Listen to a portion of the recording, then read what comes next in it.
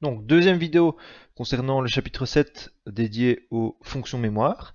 Donc, ici, nous allons aborder la partie du point 6 où nous allons parler des mémoires à porte logique. Donc, c'est dans ce chapitre-ci que nous allons parler des bascules à proprement dit. Alors, remarque, on dit que les circuits que nous allons voir portent le nom de bascules. Ils ont deux entrées et deux sorties complémentaires. On peut aussi parler de bistables. D'accord? Donc toutes les bascules que nous allons étudier peuvent aussi s'appeler bistables. Alors il est évident que pour fonctionner, ces bascules sont alimentées par une source de tension continue de 5, 12 ou 18 volts par exemple, selon la famille de circuits intégrés. Donc CI ici c'est circuits intégrés utilisés. Ça peut être des familles TTL, transistor, transistor logique, MOS, CMOS, etc. Alors cette alimentation ne sera pas représentée dans les schémas. Donc si je dessine par exemple à côté une petite porte logique, je dessine par exemple une porte NAND, d'accord, avec la partie inverseuse. Celle-ci possède une sortie à droite et par exemple deux entrées à gauche. D'accord, donc deux entrées, une sortie et le symbole de la porte NAND. Alors cette porte-là, bien sûr, pour fonctionner, a besoin d'une alimentation. Donc théoriquement, je devrais rajouter, je vais le mettre en rouge, une alimentation tout simplement plus VCC, une alimentation continue, avec tout simplement à côté une masse 0 volts. D'accord? Ça c'est le circuit en rouge qui est l'alimentation dédiée à la porte logique pour qu'elle fonctionne. Généralement, pour simplifier les schémas, nous ne dessinons pas l'alimentation et la masse. D'accord? Mais il faut être conscient que pour fonctionner, il faut alimenter notre porte logique. Alors, la première bascule que nous allons étudier est la bascule dite RS, ou à porte logique NAND on ou NOR. C'est la bascule que nous avons vue précédemment. Alors, si je reprends la page exacte, c'est la page précédente, qui est la page 52. C'est la bascule RS composée de 4 bascules, 4 portes NAND ou 4 portes NOR. D'accord? Alors, qu'est-ce qu'on dit sur cette bascule-là? Le fonctionnement, on l'a étudié précédemment avec la table de vérité, mais quelle va être son application? Ça, nous n'avons pas encore regardé. Alors, l'application de la bascule RS ou R bar, S bar, d'accord, suivant que je considère la première série d'entrée ou la deuxième série, eh bien, son utilisation principale, c'est pour être utilisé comme un interrupteur parfait, par exemple, d'accord? On sait bien que lors de la fermeture d'un interrupteur à contact, un interrupteur par exemple pour fermer tout simplement un switch qu'on symbolisait de cette manière-là dans le cours, un interrupteur vraiment très simple, composé de deux connexions et d'une lamelle métallique, eh bien on sait que lorsqu'on va fermer l'interrupteur, comme la lamelle métallique est une lamelle souple, celle-ci va, au contact du connecteur, rebondir lors de la fermeture avant de se stabiliser. D'accord? Donc, à cause des rebondissements de la lamelle, le signal généré comporte un certain nombre d'impulsions qui peuvent engendrer des erreurs de fonctionnement des circuits commandés. Donc quand la lamelle va se fermer, elle va venir toucher le contact, fermer le contact, et puis en rebondissant, elle va venir ouvrir, fermer, et puis elle va rester fermée après la stabilisation. Donc ça va introduire beaucoup d'oscillations dans notre circuit. Ça c'est l'inconvénient de ce type d'interrupteur-là, mécanique très simple. Eh bien, la bascule RS permet de pallier à ce genre de problème. Alors, comment? Nous allons le voir avec la page d'après. C'est tout simplement en profitant de l'effet mémoire de notre bascule. Alors, pour étudier la bascule, nous allons reprendre le schéma ici présent dans les notes de cours, qui est en fait la deuxième partie de la bascule RS. Donc nous symbolisons, je vais vous remontrer uniquement la deuxième série de bascules. Donc c'est la partie ici S bar, R bar, Q. Je peux même le montrer avec un cercle. Donc c'est la deuxième partie de la bascule que nous allons étudier ici. La première partie étant symbolisée tout simplement par le 0 volt et l'interrupteur. D'accord? Alors, si je reprends les séries de bascules, nous avons ici S avec un slash symbolisant l'entrée tout simplement S bar, d'accord? C'est une autre notation présente dans le cours pour symboliser l'entrée S bar. Ensuite, pour la partie inférieure, nous avons l'autre entrée R bar, d'accord? Nous avons une première porte NAND et une deuxième porte NAND, d'accord? Et en sortie de chacune des portes, nous avons ici la sortie Q et la sortie Q bar en dessous. On ne voit peut-être pas très bien car le schéma a été zoomé puis scanné, donc on a une perte d'informations, mais première sortie Q, deuxième sortie Q bar. Alors, comme dans la bascule RS, hein, parce que c'est une bascule RS, eh bien la sortie Q est reliée à l'entrée de la deuxième porte NAND. Pareil, la sortie Q bar est reliée à la deuxième entrée de la première porte NAND. D'accord? La première entrée, ici, est S bar, d'accord? C'est l'entrée S bar. Alors, naturellement, elle est reliée à une tension de plus 5 volts via la résistance R1. Donc, c'est ce qu'on appelle une résistance de pull-up, parce qu'elle tire le potentiel de l'entrée à un potentiel positif de plus 5 volts ici, par exemple, d'accord? Pareil pour la deuxième entrée, R bar, eh bien, l'entrée R bar est tirée par une résistance de pull-up R2 à un potentiel de plus 5 volts. Donc si on n'avait pas la deuxième partie du schéma, eh bien naturellement les deux entrées R bar et S bar sont à un potentiel positif grâce aux deux résistances de pull-up. Maintenant, on a rajouté un élément, c'est que sur l'entrée S bar et sur l'entrée R bar, nous avons un interrupteur qui permet d'imposer un potentiel de 0 volts. Alors imaginons par exemple ici, nous avons la masse et l'interrupteur qui est positionné en position haute ici, qui ferme le contact avec S bar. Eh bien, cela va imposer en fait l'état logique bas à S bar parce qu'en fait, toute l'énergie qui va être débitée par l'alimentation ici va directement aller vers la masse. D'accord?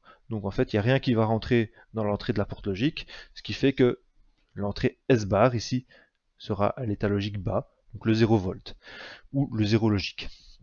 D'accord? Et alors, cet interrupteur-là peut soit venir se connecter à S bar, soit venir se connecter à R bar. Alors, qu'est-ce que l'on dit dans les notes de cours? On dit que dans le circuit ci-dessus, quand le contact est en position haute, S bar est à 0, R bar est à 1, étant connecté au plus 5 volts par R2. La sortie Q est égale à 1. Donc je vais le dessiner ici sur le côté. Pour que ce soit plus clair, je vais peut-être effacer la partie qui n'est pas nécessaire. Donc on considère à première vue que le contact est en position haute. Position haute, ça veut dire quoi? Ça veut dire que nous allons avoir ici le 0 volt qui va être répercuté sur l'entrée S bar ici. Donc je vais avoir 0 volt. Tandis que R bar, lui, il n'est pas connecté à la masse, il est tout simplement connecté au potentiel positif via la résistance R2. Donc je vais avoir un 1 logique à cet endroit-ci. Alors, c'est pour ça qu'on dit dans les notes, S bar est égal à 0 et R bar est égal à 1. Okay. Alors on dit aussi que Q est égal à 1, donc la sortie ici sera égale à 1. Alors pourquoi est-ce qu'elle sera égale à 1? Tout simplement parce que dans la première porte logique ici, je vais avoir 0 sur une de ces entrées. Donc je vais avoir 0 fois quelque chose, ça va me donner 0. Inversé, ça va bien me donner 0 inversé, donc le 1. Okay. Le 1, je le reprends, je le répercute sur la deuxième entrée, ici. Je vais avoir 1 fois 1, ça va me donner 1. Inversé, j'aurai 0. D'accord? Donc Q sera à 1 et la deuxième sortie, Q bar, sera à 0, tout simplement. Ok? Maintenant, quand le contact est en position basse, on va avoir l'inverse, S bar qui sera à 1 et R bar qui sera à 0.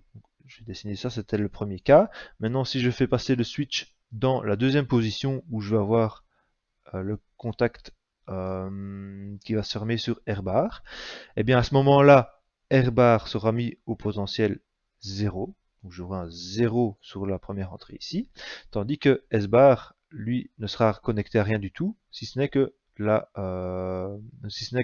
la source de tension via la résistance de pull-up. Donc en fait, j'aurai le potentiel positif qui sera répercuté sur mon entrée S bar. Donc je vais avoir 1 et puis 0.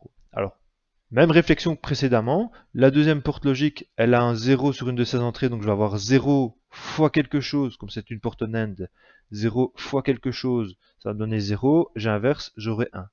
D'accord? Et le 1, je le répercute sur la deuxième entrée. Ce qui va faire 1 fois 1, ça va faire 1, j'inverse 0.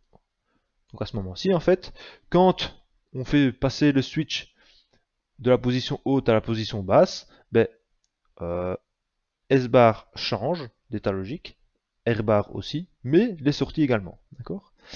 Et donc, je rappelle, position haute, S bar, position haute pardon, du contact, S bar est égal à 0, R bar est égal à 1, Q est égal à 1.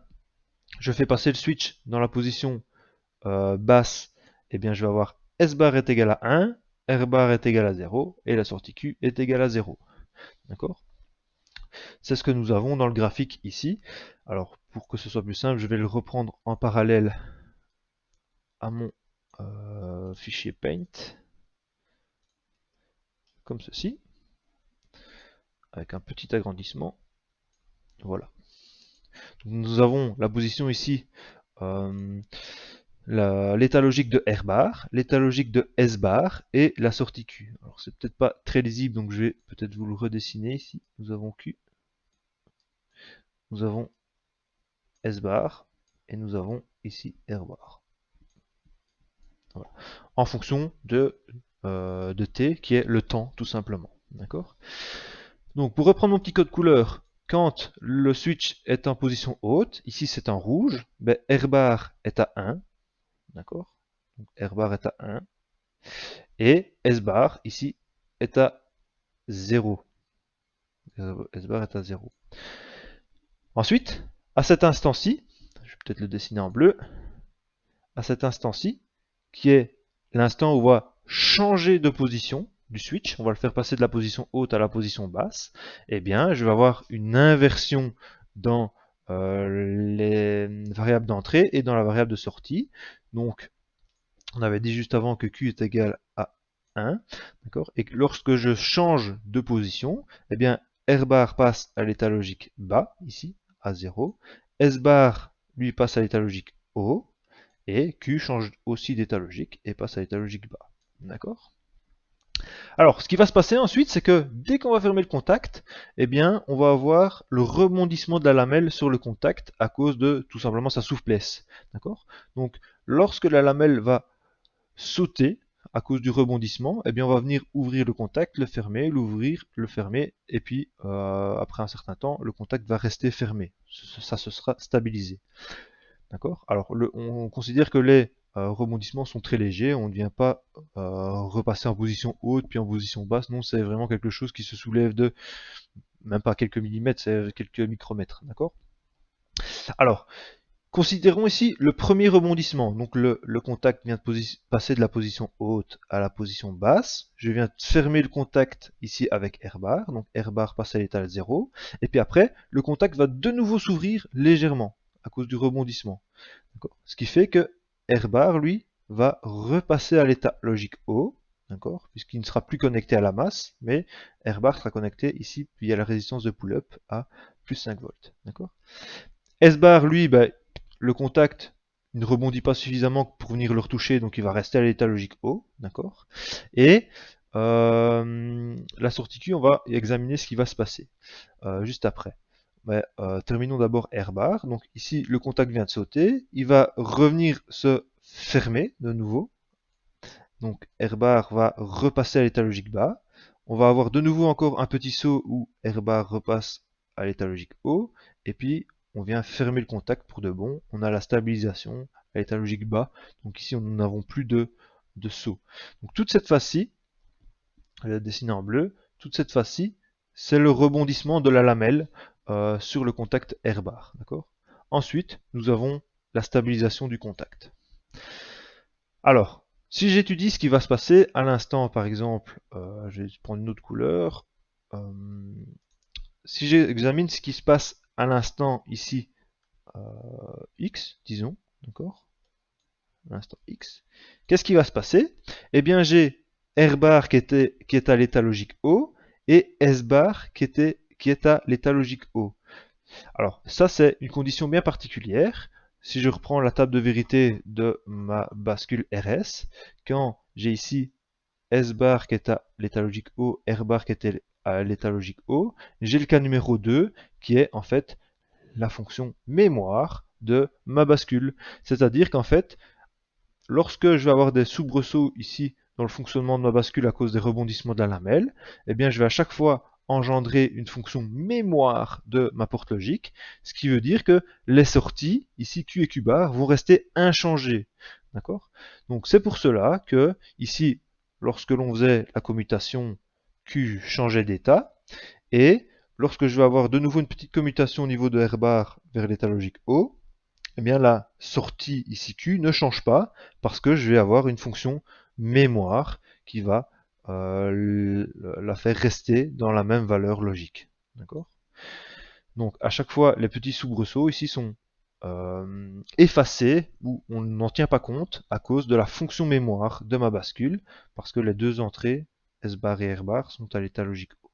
Donc je n'ai pas de changement de la sortie. Ce qui est bénéfique, parce que je veux éviter d'avoir un fonctionnement qui oscille comme ceci et d'avoir des impulsions parasites dans mon signal. Donc j'ai un signal qui est beaucoup plus propre en sortie. Ensuite, on continue le signal, on continue le signal, bop, bop, bop, et à partir du deuxième instant, ici je vais le refaire en bleu, on va avoir une deuxième bascule, une deuxième commutation pardon, du contact qui va repasser à l'état logique O. D'accord? À ce moment-là, ben, R, lui, il va repasser, R bar, pardon, va repasser l'état logique O, parce que le contact va se fermer sur, ici, en position rouge vers S bar. Donc R bar va être connecté plutôt directement au plus 5 volts. Par contre, je vais avoir le contact qui va se fermer ici au niveau de S, et de nouveau, je vais avoir les petits soubresauts ici dans le fonctionnement. D'accord? Et là, pareil, Q bar, lui, quand on change la position du contact, il repasse à l'état O, mais grâce à la fonction mémoire, je vais également avoir ici les petites impulsions parasites qui vont être effacées. D'accord? Prenons un exemple, de nouveau je prends un autre instant, on va mettre X2 par exemple ici. Et bien lorsque j'ai X2, j'ai S bar qui est à l'état logique O, qui est à 1, et R bar qui est à 1, donc j'ai 1 et 1 sur les deux entrées, ce qui veut dire que j'enclenche de nouveau la fonction mémoire qui fait rester la sortie dans le même état. Donc c'est une fonction mémoire. Et de nouveau, les petits soubresauts sont effacés. Et ma bascule fonctionne de manière claire et limpide, sans impulsion parasite, tout simplement. Ok, donc on le dit ici, pendant la commutation, les rebonds du contact produiront S bar égale R bar égale 1. Or, nous savons que la combinaison des états 1-1 sur ces entrées entraîne une fonction mémoire tout simplement. D'accord? D'où la sortie qui ne changera pas et la bascule nous débarrassera des impulsions gênantes. Alors, petite remarque, la vitesse de commutation de la sortie Q dépendra de la famille du circuit employé. Elle sera bien plus grande que la vitesse de commutation des interrupteurs mécaniques. Donc on a quelque chose qui est très rapide de plus. D'accord? Alors, deuxième type de bascule que l'on peut étudier, ce sont les bascules bistables RS commandées par une horloge. Donc en fait, on va prendre une bascule et on va lui rajouter un composant. Alors ici, je vais de nouveau lire le petit texte et puis expliquer le schéma. Donc le signal d'horloge permet de conditionner le fonctionnement de la bascule et de valider les entrées pendant un temps spécifié. Donc on rajoute un petit signal ici C qui vient se greffer sur l'entrée des deux premières bascules. Et le C veut dire clock tout simplement pour l'horloge en anglais. Alors sur le schéma ci-dessous, le fait que le signal d'horloge soit à 0 provoquera un double 1 en X et Y, quel que soit l'état des entrées S et R. La sortie Q sera inchangée. Alors si le signal d'horloge est à 1, la sortie dépendra directement de l'état des entrées S et R. On se ramène donc au fonctionnement de la bascule RS normale que l'on a étudié juste avant. Alors je vais effacer un petit tableau virtuel ici sur Paint et je vais reprendre le fonctionnement de ma bascule ici, bistable commandé par une horloge. Alors voilà, ici on va reprendre la bascule entière avec les 2 x 2 portes NAND. Donc j'ai entre guillemets la partie que l'on vient d'étudier juste avant, et puis on a rajouté les deux premières bascules NAND, les deux premières portes NAND avec les entrées S et R. Alors on se souvient, si je reprends la bascule RS comme on l'avait vu au tout début du cours, on avait vu que au niveau de l'entrée S, ici, on faisait une petite mise en parallèle de cette entrée-là et on répercutait en fait la même valeur S sur les deux entrées. D'accord. Ici, dans ma bascule bistable RS commandée par une horloge, on va plus doubler et répercuter l'entrée S sur les deux entrées, mais on va scinder ça. S sera répercuté par exemple sur une seule patte, une seule borne d'entrée, et la deuxième borne d'entrée se verra appliquer le signal d'horloge easy clock. Alors le signal d'horloge clock est commune à chacune des entrées des deux premières portes logiques, d'accord. Et sur la porte logique du dessous, je vais retrouver sur la patte inférieure le signal R d'entrée et le signal clock évidemment, d'accord. Ensuite, normalement nous avions S bar et R bar en sortie. Ici, comme nous n'avons plus seulement R et S en entrée, mais qu'on a le signal de clock, dans le cours, on va appeler ça le signal X et le signal Y, tout simplement. C'est pour ça qu'on parle ici de X et de Y. D'accord. Alors, faisons une petite étude du fonctionnement de cette porte logique-là.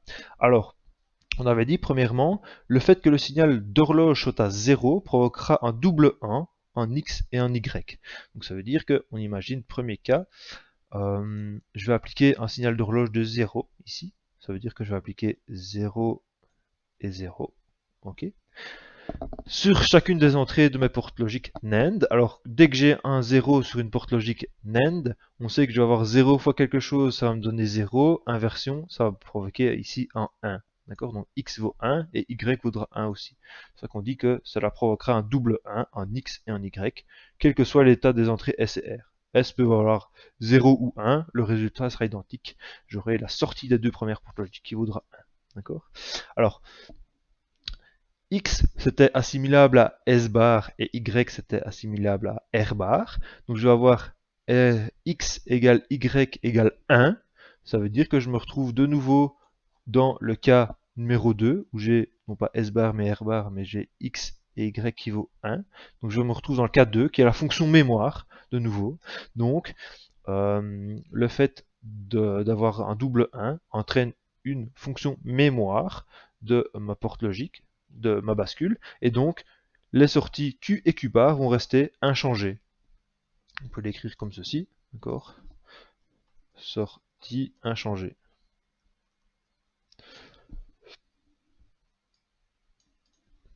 Les sorties, je mets S à sortie puisqu'il y a la sortie Q et la sortie Q bar, d'accord. Donc, je peux changer les entrées. Tant que la clock sera à 0, je vais entraîner une fonction mémoire de ma bascule. Par contre, maintenant, si on considère l'autre cas, où j'ai une clock qui vaut 1, eh bien, je vais avoir ici 1 sur l'entrée, sur les deux autres entrées de ma porte logique. Et donc, à ce moment-là, je vais avoir 1 fois quelque chose, mais ce quelque chose devient important maintenant. Donc, ça veut dire que on va tenir compte, en fait, des entrées S et R, et suivant les valeurs de S et de R, soit 1, soit 0, eh bien je vais avoir X et Y qui vont valoir également soit 1, soit 0, et donc je vais avoir mes sorties qui vont pouvoir changer tout simplement. D'accord. Donc en fait, lorsque la clock vaut 1, on va venir valider, en somme, les entrées S et R que nous avons sur les deux portes logiques, et donc nous allons pouvoir commuter les sorties. D'accord. Donc on va mettre en vert sortie commutable. Parce que on va tenir compte cette fois-ci de ce qui se passe sur les entrées pour changer les sorties. Donc, clock est à 0, sortie inchangée parce que j'ai un fonctionnement mémoire de ma bascule, tandis que quand la clock vaut 1, je tiens compte des entrées et les entrées vont pouvoir influencer les sorties, tout simplement Q et Q bar. Voilà, donc c'est tout pour le fonctionnement de cette bascule-là. Elle n'est pas très compliquée. Par contre, ce que l'on peut détailler, c'est le fonctionnement d'une horloge en électronique. Donc, ça fait partie de la page, c'est 53 si mes souvenirs sont bons, non c'est 55. Donc ici c'est un 5. Alors on explique comment générer une horloge. Alors c'est très simple. Un circuit qui génère spontanément une suite d'impulsions régulièrement espacées est une horloge. Donc, par exemple ici nous avons un signal carré où j'ai une suite d'impulsions régulièrement espacées. Donc ça c'est un signal d'horloge typiquement. Alors, dans le principe, il s'agit d'un système dont la sortie est bouclée sur l'entrée, de sorte à avoir toujours un système instable. L'état 1 entraîne l'état 0, qui à son tour entraîne l'état 1, etc., etc. En fait, on va avoir un système qui va changer automatiquement de l'état bas à l'état haut, etc., etc. D'accord? Alors, le schéma de l'horloge, c'est celui-ci. On va l'expliquer ici, et puis de nouveau, je vais réexpliquer le schéma dans Paint, pour que ce soit plus clair. Alors, on va donc utiliser une porte inverseuse, c'est celle-ci, U1A, avec les sorties connectées sur l'entrée. La sortie ici de ma première porte inverseuse est connectée sur l'entrée via une résistance R1. Alors, la fréquence des commutations se règle au travers d'un circuit RC qui est composé de R1 et du condensateur ici. Condensateur qui est relié sur l'entrée de la porte logique et la masse. D'accord. Alors, en effet, quand la sortie est à l'état 1, le condensateur se charge au travers de la résistance sous une tension continue de sortie. La tension aux bornes du condensateur est appliquée à l'entrée de la porte inverseuse. Elle évolue de manière exponentielle jusqu'au moment où la tension atteint le seuil de commutation de la porte. La sortie passe alors au niveau 0, entraînant la décharge du condensateur. La décroissance de la tension est aussi exponentielle et se poursuit jusqu'au seuil de commutation bas. La sortie repasse à l'état 1 et ainsi de suite. Alors, ça paraît un petit peu long et un petit peu compliqué comme ça. Vous allez voir, ça va être beaucoup plus simple une fois qu'on va mettre des valeurs sur le schéma. Alors, nous avons le circuit d'horloge, porte logique inverseuse, résistance qui connecte la sortie à l'entrée et le condensateur qui est relié à l'entrée de ma porte logique. Et nous avons en dessous le circuit ci-dessous. Peut-être un petit peu grand. Voici. Alors, on va commencer où tout simplement le condensateur n'est pas chargé et je vais avoir une tension de 0 volt ici. Je vais avoir 0 volt tout simplement à l'entrée de ma porte logique. D'accord? Alors, le 0 volt inversé par le symbole inverseur va entraîner l'état logique 1, d'accord? Ou 5 volts par exemple, à la sortie. D'accord? Donc je vais mettre 1 ou égal 5 volts. Par exemple. D'accord? Alors, ce 5 volts là, il va être répercuté sur l'entrée et il va charger le condensateur. D'accord? Donc en fait, nous allons avoir un 0 logique à l'entrée qui va entraîner un 1 logique à la sortie. Ce 1 logique là, ça correspond à une certaine tension. Tension qui va tout simplement charger le condensateur. Donc le condensateur ici va passer de 0 volts à progressivement une certaine tension. D'accord? Donc il va se charger suivant la courbe que vous avez vue au cours d'électricité 1, d'accord, qui est la courbe de charge d'un condensateur. Alors, imaginons qu'ici, la bascule, elle possède un certain seuil. Lorsque, par exemple, on dépasse 3 volts au niveau de son entrée, ben celle-ci va commuter. Elle va détecter qu'au-dessus de 3 volts, c'est un signal haut qui est appliqué à son entrée. À ce moment-là, elle va changer et elle va appliquer un signal bas à la sortie. D'accord? Donc, une fois qu'on a atteint le seuil 1, qui est le seuil haut, par exemple, quand le condensateur s'est chargé à nos 3 volts, eh bien ici, on va détecter un 1 logique. D'accord? Ce qui correspond à une certaine tension. D'accord? Alors, le 1 logique appliqué à la porte inverseuse va entraîner un 0 logique, un 0 volt, tout simplement à la sortie. D'accord? Et à ce moment-là, le 0 volt va être répercuté sur le point VC ici, d'accord? Et à ce moment-là, ben, j'ai plus de tension qui charge mon condensateur, et toutes les charges qui ont été accumulées dans celui-ci vont tout simplement se décharger dans l'entrée ici, d'accord? Et donc, le condensateur va se décharger, suivant une courbe exponentielle également, jusqu'à un deuxième seuil, le seuil 0, qui est le seuil bas, qui est le seuil en fait où la porte logique va détecter maintenant un état logique bas à son entrée, donc 1, 0. D'accord? Donc une fois que la porte logique, une fois que le condensateur s'est déchargé, la tension diminue progressivement au niveau de son entrée. Une fois qu'on détecte le 0 logique via la tension de seuil 0, eh bien de nouveau, la porte logique qui détecte un 0 à son entrée va répercuter un 1 à sa sortie, et donc de nouveau je vais me retrouver dans la configuration numéro 1, où j'ai un état logique 1 à la sortie, qui correspond par exemple à 5 volts, qui va venir charger mon condensateur, et donc le condensateur va se recharger, tout simplement. D'accord ? Et ainsi de suite, je vais avoir des cycles de charge et de décharge qui vont être régulièrement espacés.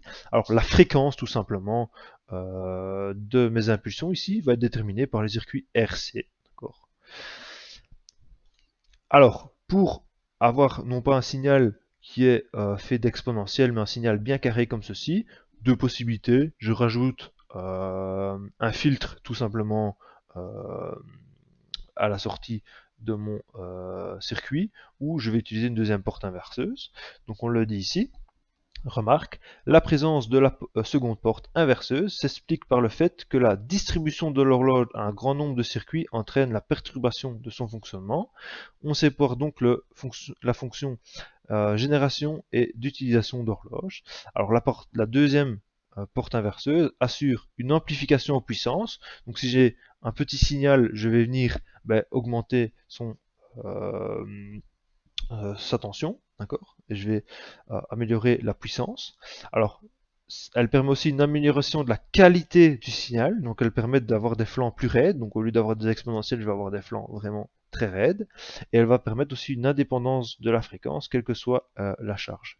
Oui, il faut aussi que ici, les éléments que je vais venir greffer dessus qui vont consommer la tension d'horloge ne viennent pas perturber le fonctionnement. Parce qu'imaginez, ici, lorsque j'ai par exemple la première porte logique qui débite un 1 logique, donc 5 volts par exemple, si j'avais tout simplement un fil conducteur tout simple qui a une résistance très très faible, dès que je vais venir greffer un consommateur, tout le courant qui va être produit par ma porte logique va filer directement vers le consommateur et il n'y aura plus rien qui va venir recharger mon condensateur. Ce qui fait que je vais avoir un fonctionnement tout à fait perturbé de mon circuit d'horloge. Donc il faut imposer un composant ici qui est une seconde porte logique tout simplement, qui possède une impédance très importante pour ne pas qu'elle consomme trop de courant et laisser en fait la partie ici génération de la partie consommation. Donc j'ai la partie génération et j'ai la partie consommation. Tout simplement. Alors, la bascule suivante est la bascule D ou data latch. Donc celle-là, on va pas en parler trop longtemps, on va juste évoquer cette bascule-ci et expliquer à quoi elle sert. Donc la bascule data latch, c'est une bascule à une seule entrée permettant de mémoriser l'état de sortie positionné par l'entrée T en synchronisme avec une impulsion d'horloge. Donc en fait, j'ai ici quasiment le même circuit que précédemment, sauf qu'au lieu d'avoir une entrée ici R, j'ai tout simplement une porte inverseuse qui est reliée à l'entrée D. Donc j'ai une seule entrée, une entrée D qui est répercutée de manière directe à la première bascule, à la première porte logique, et de manière inverse à la deuxième porte logique. Le tout est validé par un signal d'horloge. Donc CP c'est clock pulse, donc le signal d'impulsion d'horloge. D'accord. Alors, un circuit intégré peut comporter 4 à 8 bascules D, tout simplement. Okay. Le fonctionnement de la bascule reste identique à ce qu'on a déjà vu pour le moment. Alors, avant-dernière bascule, pardon, c'est la bascule maître-esclave, master-slave. Alors, l'explication de cette bascule est un peu plus long, donc je propose de stopper la vidéo maintenant et de recommencer l'explication lors de la dernière vidéo de ce chapitre. Donc à tout de suite.